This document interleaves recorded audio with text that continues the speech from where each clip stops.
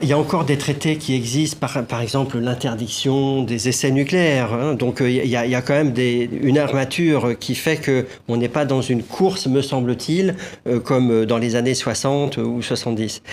Mais par contre, ce que ça montre, c'est quand même l'énorme défiance qui existe aujourd'hui. Alors entre Washington et Moscou, plus personne ne fait le pari de la confiance finalement. Et donc chacun est en train d'essayer de maximiser finalement ces instruments de dissuasion ou ces instruments de frappe.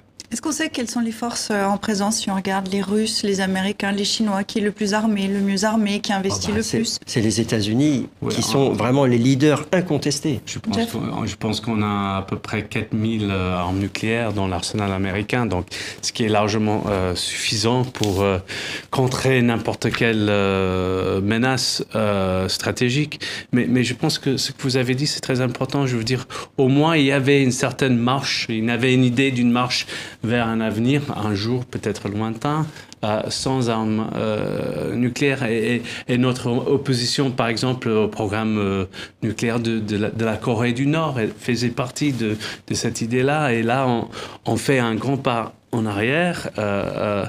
Et on abandonne en quelque sorte cette idée de dénucléariser le monde.